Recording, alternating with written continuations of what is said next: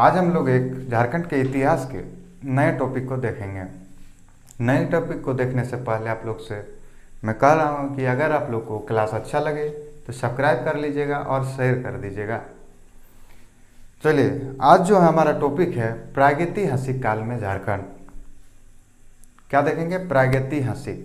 ठीक है, इतिहास में अलग अलग भाग बांटने का काम किया गया था, जिसमें प्रागैतिहासिक काल एक इतिहास में देखने को मिलता है, जिसमें झारखंड में क्या क्या देखने को मिला है और प्रागैतिहासिक काल जो इतिहास में क्या कुछ उसमें विवरण देखने को मिलता है, इस चीज़ को हम लोग देखेंगे। उससे देखने से पहले हम लोग लास्ट क्लास जो झारखंड का ऐतिहासिक परिचय को देखे थे, जिसका कुछ क्वेश्चन हम आप लोग से पूछ लेता हूँ। ठीक है, जिसका आंसर जो है कमेंट बॉक्स में देने का काम आप लोग करेंगे। बताइए, टॉलमी द्वारा झारखंड के क्षेत्र को किस नाम से जाना जाता था, मतलब कहा गया था। उसके पश्चात बोलिए, मुगल काल के समय झारखंड के क्षेत्र को किस नाम से जो है संबोधित किया गया था। और बताइए, हैनसंग जो है झारखंड के क्षेत्र को किस नाम से संबोधित किया था। और एक बता दीजिए, महाभारत के काल में। ठीक है, महाभारत के दिग्विजय पर्व में तथा महाभारत के काल में दोनों एक ही क्वेश्चन बनता है। ठीक है, चलिए तो आज हम लोग देखेंगे प्रागैतिहासिक काल में झारखंड। क्या टॉपिक हमारा? प्रागैतिहासिक काल में झारखंड।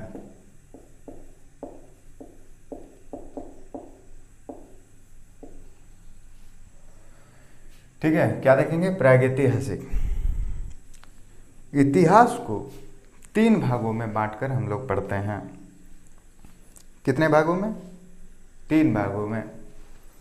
एक होता है ऐतिहासिक, फिर प्रागैतिहासिक, उसके बाद जो है इतिहास ऐतिहासिक। ठीक है, 3 काल में बांटते हैं, जिसमें प्रागैतिहासिक काल के बारे में हम लोग आज झारखंड के विषय में देखेंगे। प्रागैतिहासिक काल को 3 भागों में बांटा गया था।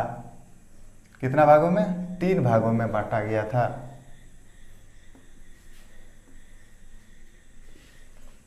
जिसमें सबसे पहले जो है पूरा पाषाण काल, मध्य पाषाण काल तथा नव पाषाण काल, 3 भागों में प्रागैतिहासिक काल को बांटा गया था। क्या क्या बोले? पूरा पाषाण, क्या बोले? पूरा पाषाण। उसके बाद बोलिए मध्य पाषाण, इसके बाद नव पाषाण।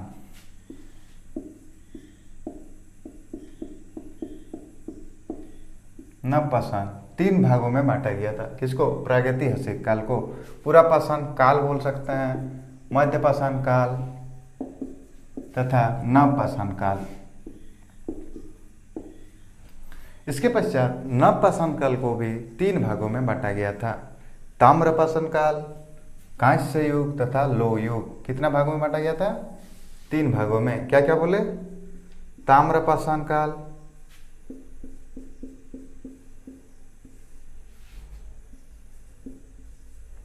फिर आपका कांस्य युग,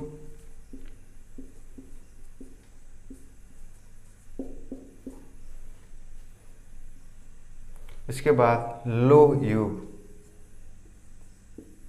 लोहा वाला लोह है ना, लौह युग। ठीक है, क्या क्या बोले? प्रागैतिहासिक काल को 3 भागों में बांटा गया था। क्या क्या? तो पूरा पाषाण, मध्य पाषाण तथा नव पाषाण। फिर नव पाषाण को भी 3 भागों में बांटा गया। ताम्र पाषाण काल, कांस्य युग तथा लौह युग। पूरा पाषाण जो है 25 लाख ईस्वी पूर्व। देखिए, इतिहास में जो है 2 प्रकार का काल देखने को मिलता है। पहला जो है ईस्वी पूर्व, उसके पश्चात के काल ईस्वी स्टार्ट होता है। कहा जाता है कि ईसाई धर्म के ईसा मसीह का जन्म के पश्चात के काल को ईस्वी के नाम से जाना जाता है। उनके जन्म से पश्चात मतलब पहले या पूर्व भी बोल सकते हैं, उस समय मतलब ईस्वी पूर्व के नाम से जाना जाता था। क्या? ईस्वी पूर्व। इसका मतलब है ईस्वी पूर्व जब होता था उस समय, जैसे अभी बढ़ते क्रम में जा रहा है, जैसे इससे पहले 2019 हुआ करता, उसके बाद 2020 हुआ, 2021 होगा, 2022 होगा, तो उस समय ईस्वी पूर्व के समय घटते क्रम में आया था। जैसे मान लीजिए 10,000 ईस्वी पूर्व है, इसके बाद 9,999 ईस्वी पूर्व होगा, इसके बाद 9,998 ईस्वी पूर्व होगा। इसी प्रकार घटते क्रम में चला करता था ईस्वी पूर्व। और ईस्वी जो है बढ़ते क्रम में रहता है, जैसे 2019 था, फिर 2020 हो गया, ऐसा ऐसा देखने को मिलता है। तो उसी प्रकार एक ईस्वी पूर्व, मतलब एक ईस्वी पूर्व घटते क्रम में जब घट गया, घटते घटते एक ईस्वी पूर्व पहुंचा, फिर एक ईस्वी जिस समय स्टार्ट हुआ उस समय ईसा मसीह का जन्म हुआ था। उसके पश्चात के काल को ईस्वी से जाना जाता है। पूर्व में ईस्वी पूर्व, अब पश्चात मतलब बाद के दिनों में ईस्वी के नाम से ही जाना जाता है। तो उसी प्रकार पूरा पाषाण काल जो है 25 लाख का 25 लाख ईस्वी पूर्व से, कब 25 लाख ईस्वी पूर्व से लेकर 10,000 ईस्वी पूर्व तक के काल को जो है पूरा पाषाण काल का संज्ञा दिया गया था। इस समय के लोग जो है शिकारी वर्ग के हुआ करते थे, जिसको आखेटक के नाम से भी जाना जाता है। क्या? आखेटक। आखेटक मतलब शिकारी हुआ करते हैं। तो इस समय के लोग, मतलब पूरा पाषाण के काल के समय के लोग जो है शिकार करके अपना पालन पोषण करने का काम किया करते थे, इसीलिए शिकारी वर्ग हुआ करते थे, ऐसा माना जाता है। इस समय आग का खोज हो चुका था, परंतु उन लोगों ने आग का प्रयोग करना नहीं सीखा था। ठीक है, आग का खोज तो हो चुका था, लेकिन प्रयोग करना नहीं सीखा था। इसके पश्चात जो है हमें देखने को मिलता है मध्य पाषाण काल। क्या? मध्य पाषाण काल। मध्य पाषाण काल जो है 10,000 ईस्वी पूर्व से लेकर 4,000 ईस्वी पूर्व के काल को कहा जाता है। 10,000 ईस्वी पूर्व से लेकर 4,000 ईस्वी पूर्व के काल को जो है मध्य पाषाण काल का संज्ञा दिया जाता है। इस समय के लोग पशु पालन करना सीख चुके थे, मतलब पशु को जो है पालना सीख चुके थे या प्रारंभ कर दिए थे। सर्वप्रथम पशु पालन के पशु जो है पालने का काम कर रहे थे, लेकिन सर्वप्रथम उस समय कुत्ता को पालतू बनाया गया था। किसको? कुत्ता को जो है सर्वप्रथम मनुष्य द्वारा जो है उसका पालन करना स्टार्ट किया था। इसके पश्चात नव पाषाण काल के बारे में हमें विवरण देखने को मिलता है। नव पाषाण काल जो है 10,000 ईस्वी पूर्व से लेकर 1,000 ईस्वी पूर्व के काल को कहा जाता है।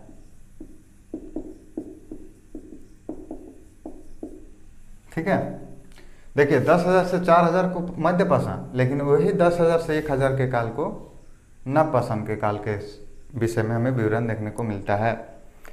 नव पाषाण काल के समय मनुष्य जो है कृषि करना सीख चुके थे, क्योंकि पशु पालना तो लोग पहले ही सीख चुके थे। इसी वजह से लोग कृषि करना सीख चुके, मतलब नव पाषाण काल में कृषि करना प्रारंभ कर लिए। इसके पश्चात आग का खोज जो है पूरा पाषाण में हो चुका था, वही नव पाषाण काल में आग का जो है प्रयोग करना सीख चुके थे। कब? नव पाषाण काल में। देखिए खोज तो पूरा पाषाण में ही हो चुका था, लेकिन इसका जो है प्रयोग करना नव पाषाण काल के समय हुआ था या प्रारंभ हुआ था। ठीक है, इसके पश्चात नव पाषाण काल के समय कुंभकारी का काम प्रारंभ मनुष्य द्वारा किया गया था। किसका? कुंभकारी। कुंभकारी मतलब आप लोग समझ रहे होंगे, अगर नहीं समझ रहे तो समझिए। मिट्टी का जो भी बर्तन बनाना, ठीक है, बर्तन बनाना, फिर ईटा उटा बनाना, कुछ भी समथिंग ईटा का जो मिट्टी का जो भी काम या बर्तन बनाना या कुछ भी सामान बनाने का काम कुंभकार द्वारा किया जाता है। उसी का काम जो है नवपाषाण काल के समय प्रारंभ हो चुका था। इससे पहले नवपाषाण काल से पहले मनुष्य जो है स्थायी नहीं हुआ करते थे, क्योंकि ये लोग शिकारी वर्ग के हुआ करते थे। खाना पीना ये लोग खुद से बना नहीं पाते थे, इसीलिए दूसरे जानवर या किसी चीज़ को मार कर अपना पालन पोषण करने का काम किया करते थे। इसीलिए लोग का जो है स्थायी कहीं नहीं था। यहाँ जब कृषि करना प्रारंभ हुआ उस समय लोग जो है स्थायी रहना प्रारंभ कर दिए, क्योंकि कृषि करने के लिए अब मान लीजिए कोई खेती का निर्माण करते हैं, बाद के दिनों में अगर उस क्षेत्र को छोड़ के चल जाते हैं, फिर दूसरे जगह जाइएगा, वहाँ भी खेती बनाना होगा। इसी वजह से जो है खेती करने के लिए स्थायी रहना जरूरी है। तो इसी वजह से नवपाषाण काल में जो है स्थायी रहना भी मनुष्य द्वारा सीख चुके थे। इसके पश्चात नवपाषाण काल के समय ही मतलब 10,000 से जो है 1,000 के पूर्व के काल में ही ताम्रपाषाण काल का भी विवरण देखने को मिलता है। इस समय तांबा का निर्माण हो चुका था, या तांबा का मतलब खोज हो चुका था। इस तांबा को गलाकर पिघलाकर हथियार बनाना, बर्तन बनाना, ऐसा झारखंड के क्षेत्र में भी सीख चुके थे। मतलब मनुष्य जो है तांबा का प्रयोग करना सीख चुके थे। खोज के बाद जो है प्रयोग करना भी ताम्रपाषाण काल में ही सीख चुके थे। इस समय झारखंड के क्षेत्र के 3 जनजाति जो है तांबा का प्रयोग करना सीख गए थे। मतलब उसको गला के आग में प्रयोग करना सीख गए थे। कौन कौन? असुर एक जनजाति हुआ करता है जो कि झारखंड के क्षेत्र में, इन्होंने तांबा का प्रयोग करना सीखे थे। फिर बिरजिया नामक भी एक, क्या नाम बोले, बिरजिया, जो ये भी एक जनजाति हुआ करता है। इन्होंने भी इस तांबा का पिघलाकर अपना सामान बनाना स्टार्ट किए थे, प्रारंभ किए थे। और जो है बीरहोर नाम भी एक जनजाति हुआ करता है जो कि झारखंड के क्षेत्र में देखने को मिलता है। ये तीनों जनजाति जो है झारखंड के क्षेत्र के तांबा को गलाकर हथियार बनाना, अलग अलग सामान मतलब चीज़ बनाने का सीख चुके थे, बनाना सीख चुके थे। उसके पश्चात कांस्य युग के बारे में विवरण देखने को मिलता है। कांस्य युग भी जो है नवपाषाण के समय के काल को ही देखा जाना जाता है और देखा भी गया है। कांस्य युग के समय कांसा का बर्तन बनाना मनुष्य द्वारा सीख चुके थे, या मनुष्य द्वारा किया जा रहा था। कांसा जो है, कांसा का निर्माण तांबा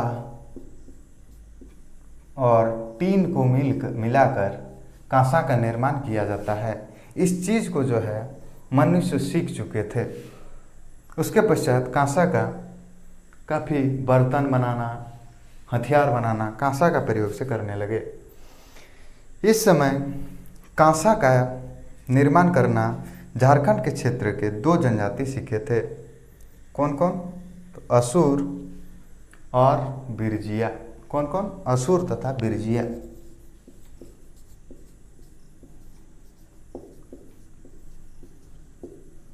असुर और बिरजिया जनजाति जो है तांबा और टीन को मिलाकर कांसा बनाना सीख चुके थे।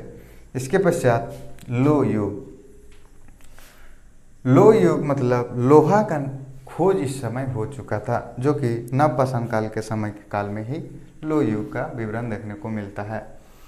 लो युग का विवरण झारखंड के क्षेत्र में 2 जनजाति मतलब लोहा का प्रयोग कर हथियार वगैरह बनाना सीख चुके थे। इसमें भी असुर तथा बिरजिया नामक जनजाति जो है इसका प्रयोग कर रहे थे। कौन कौन? असुर तथा बिरजिया दोनों जनजाति जो है लो युग के समय भी लोहा का निर्माण करना सीख चुके थे। लो युग जब लोहा का निर्माण करने लगे उस समय विदेशों से भी इन लोगों का व्यापारी हुआ करता था, लोहा का आदान प्रदान हुआ करता था। उस समय मेसोपोटामिया, आप लोग जानते होंगे मेसोपोटामिया, तो मेसोपोटामिया से भी इन लोगों का संपर्क हुआ करता था। किसका? मेसोपोटामिया से भी इन लोग का जो है संबंध हुआ करता था। चलिए अब एग्जाम के दृष्टिकोण से देख लेते हैं, इसके पश्चात हम लोग आगे देखेंगे। बताइए प्रागैतिहासिक काल को कितने भागों में बांटा गया था? तो 3 भागों में। क्या क्या? पुरापाषाण, मध्यपाषाण तथा नवपाषाण। पुरापाषाण काल, मध्यपाषाण काल तथा नवपाषाण काल। बताइए पुरापाषाण काल जो है कब से कब के काल में देखा गया था? तो 25 लाख ईस्वी पूर्व से लेकर 10,000 ईस्वी पूर्व के काल को पुरापाषाण के काल के बारे में विवरण देखने को मिलता है, जिस समय लोग शिकारी वर्ग के हुआ करते थे और आग का खोज कर चुके थे। क्या क्या? कब से कब? 25 लाख ईस्वी पूर्व से 10,000 ईस्वी पूर्व शिकारी हुआ करते थे और आग का खोज हो चुका था। इसके बाद बताइए मध्यपाषाण काल, 10,000 ईस्वी पूर्व से लेकर 4,000 ईस्वी पूर्व के काल को मध्यपाषाण काल का संज्ञा दिया गया था। इस समय पशुपालन करना मनुष्य द्वारा सीखा गया था। सर्वप्रथम कुत्ता को मनुष्य द्वारा पालतू बनाया गया था। इसके बाद बताइए नवपाषाण काल। तो नवपाषाण काल जो है 10,000 ईस्वी पूर्व से लेकर 1,000 ईस्वी पूर्व के काल को कहा गया। इस समय व्यक्ति जो है मनुष्य कृषि करना सीख चुके थे, आग का प्रयोग करना सीख चुके थे और कुंभकारी का काम भी प्रारंभ कर दिए थे। और इस समय के व्यक्ति या मनुष्य जो है स्थायी रहना भी सीख चुके थे। इसके पश्चात नवपाषाण काल को कितने भागों में बांटा गया? तो 3 भागों में। क्या क्या? बोलिए। तो ताम्रपाषाण काल, कांस्य युग तथा लोह युग। ताम्रपाषाण काल जो है तांबा का खोज हो चुका था। इसको असुर, बीरजिया तथा बीरहोर जनजाति, मतलब 3 जनजाति जो है इसको तांबा का प्रयोग करना सीख चुके थे। उसके बाद कांस्य युग के बारे में विवरण देखने को मिलता है, जो कि तांबा और टीन को मिलाकर किसको किसको? तांबा तथा टीन को मिलाकर कांसा का मतलब कांसा का निर्माण किया जाता है। इसका प्रयोग करना जो है असुर और बीरजिया 2 जनजाति जो है इसका प्रयोग करना सीखे थे। लोह युग के समय असुर तथा बीरजिया जनजाति जो है लोहा का प्रयोग करना सीखे थे, क्योंकि उस समय लोहा का खोज हो चुका था। मेसोपोटामिया नामक क्षेत्र से भी इन लोगों का जो है संपर्क या संबंध हुआ करता था।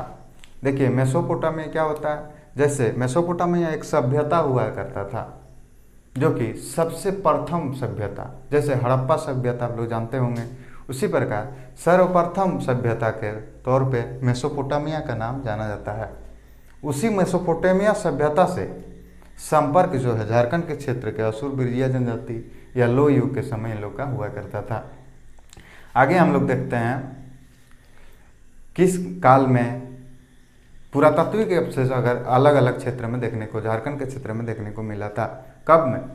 तो प्रागैतिहासिक काल के समय के कुछ अवशेष हमें देखने को मिला है, उस चीज़ को आगे हम लोग देखते हैं। चलिए अब हम लोग जो पुरातात्विक अवशेष मिला है अलग अलग क्षेत्र में झारखंड के, कब का?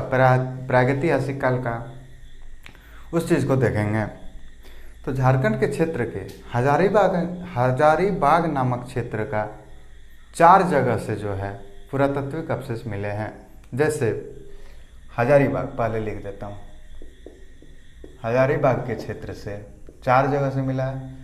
तो हजारीबाग के इसको नामक एक क्षेत्र है। कहाँ? इसको नामक क्षेत्र से बड़े पत्थरों पर, कहाँ? बड़े पत्थरों पर एक बड़ा पत्थर है, जिस पत्थर पर आदि मानव द्वारा निर्मित चित्र का अवशेष मिला है। क्या मिला है? इसको कहाँ पड़ता है? तो हजारीबाग के क्षेत्र से क्या मिला है? बड़े पत्थरों पर, बड़े पत्थर पर आदि मानव द्वारा, आदि मानव मतलब समझ रहे हैं? तो आदि मानव मतलब आदि पुराना मनुष्य द्वारा निर्मित चित्र का अवशेष बड़े पत्थरों को देखने को मिला है। द्वारा निर्मित चित्र का अवशेष जो है देखने को मिला है। क्या मिला है? बड़े पत्थरों पर आदि मानव द्वारा निर्मित चित्र का अवशेष देखने को मिला है। तथा खुला सूर्य मंदिर, मतलब इसको के क्षेत्र से सूर्य मंदिर का अवशेष देखने को मिला है, जो कि खुला हुआ देखने को मिला था। तो खुला सूर्य मंदिर का अवशेष भी इसको के क्षेत्र से ही देखने को मिला था। इसके पश्चात शैल चित्र दीर्घा का अवशेष भी है जो है इसको से ही मिला था। क्या? शैल चित्र दीर्घा का भी इसी क्षेत्र से जो है अवशेष देखने को मिला है। इसके बाद सीतागढ़ा पहाड़, जो कि एक पहाड़ का नाम हुआ करता है, उस क्षेत्र से जो हजारीबाग के क्षेत्र में ही पड़ता है। क्या नाम बोले? सीतागढ़ा पहाड़।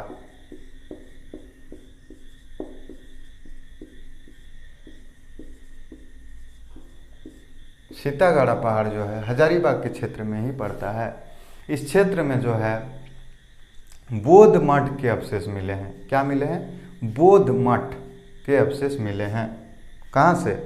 सीतागढ़ा पहाड़ से।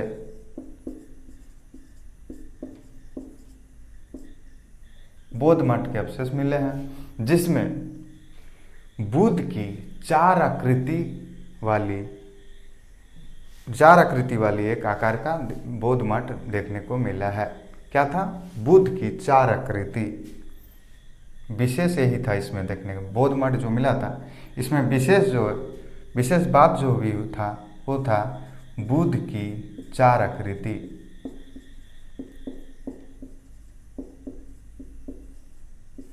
ठीक है, बुद्ध की चार आकृति इसमें देखने को मिला था तथा काले तथा भूरे रंग के पत्थर, काले तथा भूरे रंग के पत्थर पर एक चित्र बनाया हुआ था जो कि टूटा हुआ था पत्थर, जिसमें एक सुंदर स्त्री की मूर्ति हुआ करती थी। मतलब काले तथा भूरे रंग की जो मतलब मूर्ति मिली, वो मूर्ति जो है खंडित स्त्री का मूर्ति हुआ करती थी।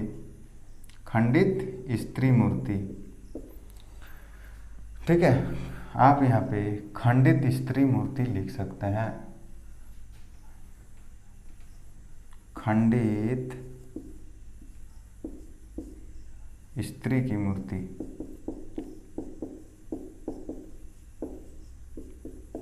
कहाँ से मिला है?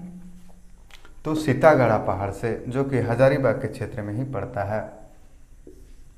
क्या मिला है? बौद्ध मठ मिला है जो कि विशेष तौर पर बुद्ध की चार आकृति वाली देखने को मिला। उसके बाद काले तथा भूरे रंग के खंडित स्त्री की मूर्ति देखने को मिला था। कहाँ से? सीतागढ़ा पहाड़ से। उसके बाद दूध पानी नामक एक क्षेत्र हुआ करता है जो कि हजारीबाग के क्षेत्र में ही इस क्षेत्र का विवरण देखने को मिलता है। इस क्षेत्र में दूधपानी से मतलब 8वीं शताब्दी का, कब का? 8वीं शताब्दी का अवशेष देखने को मिला है। 8वीं शताब्दी का अभिलेख भी कहा जाता है। ठीक है, 8वीं शताब्दी का अभिलेख जो है दूधपानी नामक क्षेत्र से मिला है जो कि हजारीबाग के क्षेत्र में ही दूधपानी पड़ता है। इसके बाद दुमदुमा नामक एक क्षेत्र से मिला था अवशेष। ठीक है, दुमदुमा भी हजारीबाग के क्षेत्र में पड़ता है। यहाँ से शिवलिंग का अवशेष मिला है। क्या मिला है? शिवलिंग। ठीक है, दुमदुमा से क्या मिला है? शिवलिंग का अवशेष मिला है। इसके पश्चात भवनाथपुर नामक एक क्षेत्र हुआ करता है। भवनाथपुर, देखिए यहाँ से यहाँ हजारीबाग समाप्त, 4 जगह आप लोग को बताएं तो इसको एक, दूसरा सीतागढ़ा, तीसरा दूधपानी, चौथा दुमदुमा। ठीक है, उसके बाद भवनाथपुर नामक एक क्षेत्र हुआ करता है जो कि गढ़वा जिला में हुआ करता है। मतलब गढ़वा जिला का ही क्षेत्र है। भवनाथपुर से जो है आखेटक का चित्र प्राप्त हुआ है। क्या? आखेटक मतलब आप लोग को बता चुके हैं, शिकारी का जो है आखेट आप लोग कह सकते हैं। आखेट का चित्र जो है, चित्र का अवशेष भवनाथपुर जो कि गढ़वा के क्षेत्र से मिला है। इस चित्र में हिरण तथा भैंसा का चित्र इसमें चित्रित था तथा अलग अलग आदि आदि पशु का भी इसमें मतलब और भी पशु का जो है चित्र इसमें देखने को मिला था। इसीलिए इसको आखेटक का चित्र भी कहा जा रहा है। चलिए बोर्ड तो भारी है, इसको रिवीजन कर लेता हूँ, ठीक है। तो बोलिए झारखंड के क्षेत्र में पुरातात्विक जो मिले हैं तो हजारीबाग के क्षेत्र से कितने जगह से पुरातात्विक अवशेष मिले हैं? तो 4 जगह से, ठीक है। कहाँ कहाँ? तो पहले इसको से मिला है। इसको से क्या मिला है? बड़े पत्थर पर आदि मानव द्वारा निर्मित चित्र, खुला सूर्य मंदिर तथा शैल चित्र दीर्घा। सीतागढ़ा पहाड़ जो कि हजारीबाग क्षेत्र में ही पड़ता है, जहाँ से बौद्ध मठ की प्राप्ति हुई है। बुद्ध की 4 आकृति जो है इसका विशेष तौर पे इसका ज़्यादा प्रचार हुआ था। और काले रंग तथा भूरे रंग की खंडित स्त्री की मूर्ति, काले तथा भूरे रंग जो है ये पत्थर हुआ करते था। क्या? पत्थर। इससे निर्मित खंडित स्त्री मूर्ति का प्राप्ति हुआ है। उसके पश्चात दूधपानी नामक क्षेत्र से 8वीं शताब्दी का अभिलेख मिला है। डुमडुमा के क्षेत्र से शिवलिंग, भवनाथपुर जो कि गढ़वा के क्षेत्र जहाँ से आखेटक का चित्र देखने को मिला है। अब हम लोग देखते हैं आगे का, ठीक है। आगे हम लोग देखते हैं भवनाथपुर के पश्चात पलामू प्रमंडल से भी कुछ अवशेष मिले हैं। कहाँ? पलामू प्रमंडल। पलामू प्रमंडल जो है जब हम लोग ज्योग्राफी पढ़ेंगे तो डिटेल में देखेंगे, ऐसे आप लोग को थोड़ा बता देता हूँ, ठीक है। मान लीजिए ये झारखंड का मैप है, ठीक है। इसमें झारखंड को 5 प्रमंडल में बांटा गया है, ठीक है। कितना? 5 प्रमंडल में। इस क्षेत्र को संथाल परगना, इस क्षेत्र को पलामू प्रमंडल, चलिए लिख देता हूँ थोड़ा, पलामू प्रमंडल, इस क्षेत्र को संथाल परगना, इस क्षेत्र को जो है कोल्हान, ठीक है। यहाँ उत्तरी छोटा नागपुर के नाम से जाना जाता है और इस क्षेत्र को दक्षिणी छोटा नागपुर, ठीक है। कितना हुआ? 4 हो गया? नहीं, 5 तो हो गया, ठीक है। पलामू प्रमंडल, संथाल परगना, उत्तरी छोटा नागपुर, दक्षिणी छोटा नागपुर तथा कोल्हान। तो इसी क्षेत्र से भी हमें कुछ अवशेष देखने को मिला है, जिसका हम लोग देखेंगे अभी। तो पलामू प्रमंडल से तीनों पाषाण काल के औजार देखने को मिला है। तीनों पाषाण काल कहने का मतलब है पूरा पाषाण, मध्य पाषाण तथा नव पाषाण काल। तीनों पाषाण काल, तीनों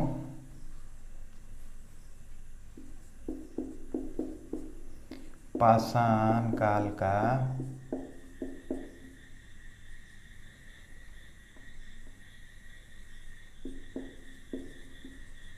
औजार जो है इस पलामू प्रमंडल से मिला है। इसके पश्चात बारूडी नामक क्षेत्र, बारूडी जो कि सिंहभूम के क्षेत्र में से मिला है। देखिए जैसे हजारीबाग के क्षेत्र से 4 जगह से मिला है अवशेष, उसी प्रकार सिंहभूम के भी 4 जगह से अवशेष मिला है। कहाँ कहाँ? तो बारूडी, यहाँ लिख देता हूँ, ठीक है। सिंहभूम, सिंहभूम यहाँ से स्टार्ट है, ठीक है। क्या क्या बोले? बारूडी, बेनुसागर तथा बोनगरा। बारूडी, बेनुसागर, बोनगरा तथा बानाघाट, चारों जो है सिंहभूम के क्षेत्र से ही हुआ करता है। तो बारूडी से पाषाणकालीन मृदु भांड के टुकड़े, पत्थर की हथौड़ी तथा पक्की मिट्टी के मटके की प्राप्ति हुई है। क्या क्या बोले? बताइए। बारूडी से क्या मिला था? तो पाषाणकालीन, कब का? पाषाणकालीन। पाषाणकालीन मतलब समझ रहे हैं? पाषाणकालीन मृदु भांड, पत्थर की कुल्हाड़ी,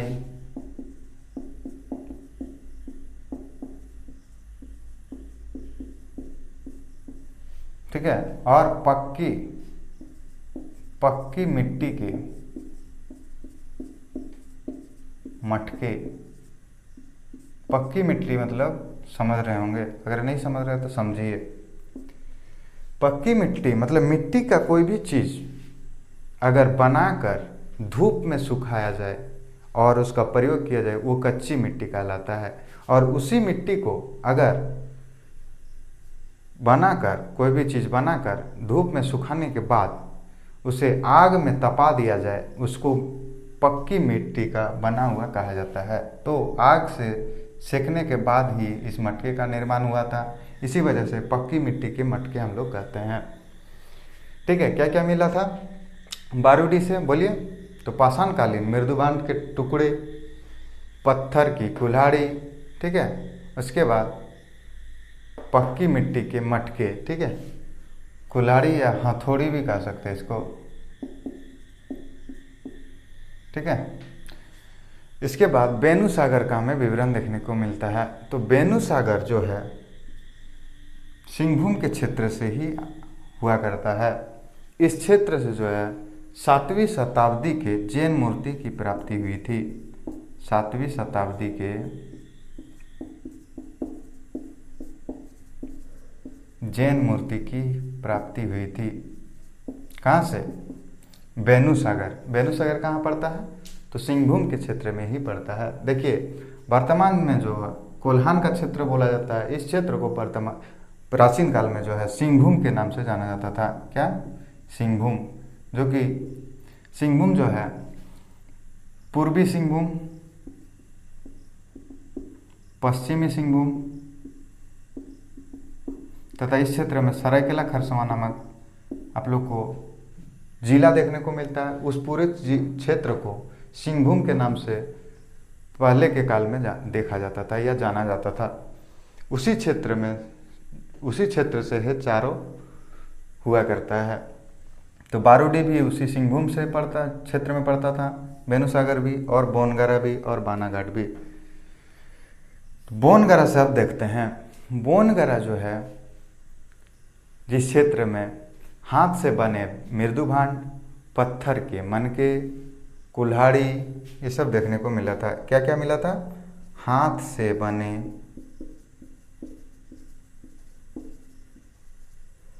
मृदुभांड, ठीक है, हाथ से बने मृदुभांड, फिर हो गया कुल्हाड़ी,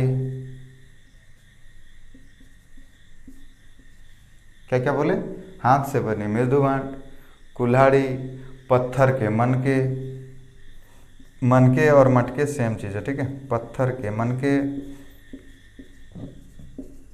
तथा बलय प्रस्तर। क्या बोले? बलय प्रस्तर। बलय प्रस्तर मतलब इंग्लिश में रिंग स्टोन कहा जाता है। रिंग स्टोन, ठीक है। कहाँ से मिला था? बोनगरा से। क्या क्या मिला था? हाथ से बने मृदुभांड, कुल्हाड़ी, पत्थर के मनके तथा बलय प्रस्तर। इसकी प्राप्ति कहाँ से हुआ था? तो बोनगरा से। इसके पश्चात बानाघाट के बारे में हमें विवरण देखने को मिलता है। बानाघाट से जो है नवपाषाणकालीन पत्थर, काले रंग का मृदुभांड, दो चीज मिला था। क्या क्या? नवपाषाणकालीन पत्थर,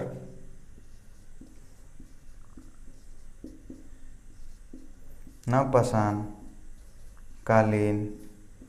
पत्थर, क्या मिला था? नवपाषाणकालीन पत्थर और काले रंग का मृदुभांड, काले रंग का मृदुभांड, ठीक है। बानाघाट से भी हम लोग देख लिए। अब देखते हैं हम लोग आगे लोहरदगा। लोहरदगा नामक एक जिला हुआ करता है जो वर्तमान में भी हम लोग देख सकते हैं और देख पाते हैं। जहाँ से कहाँ? लोहरदगा। ये चारों जो है सिंहभूम का क्षेत्र पड़ता था। लोहरदगा दूसरा है, ठीक है। तो लोहरदगा इस जगह मिलेगा देखने को, लोहरदगा, ठीक है। लोहरदगा जो कि किसी भी राज्य से टच नहीं करता है, वो बीच में है, ठीक है। तो लोहरदगा से कांसे का प्याला का अवशेष मिला है। क्या मिला है? कांसे का प्याला का विवरण लोहरदगा से देखने को मिलता है। इसके पश्चात लूपगढ़ी, कहाँ? लूपगढ़ी नामक एक क्षेत्र हुआ करता है। लूपगढ़ी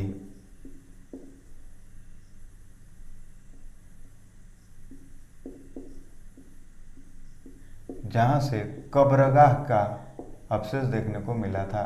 कब्रगाह, कब्रगाह मतलब जान रहे होंगे कि उसको भी बताना की जरूरत है। अगर बताने का जरूरत होगा तो बताइएगा, कमेंट बॉक्स में मैं बताने का कोशिश करूंगा। ऐसे कब्रगाह मतलब सब कोई जानता है। कहाँ मिला है? लूपगढ़ी में, ठीक है।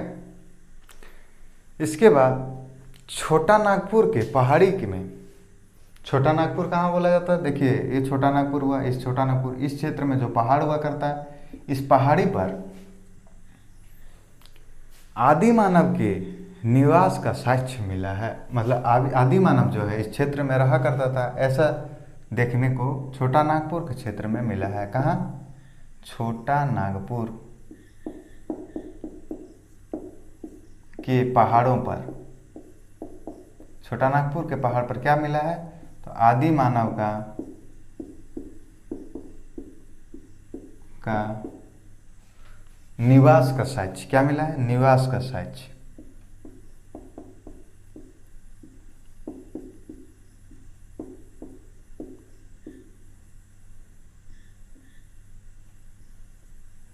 कहां से मिला आदि मानव का निवास का साक्ष्य? तो छोटा नागपुर के पहाड़ पर।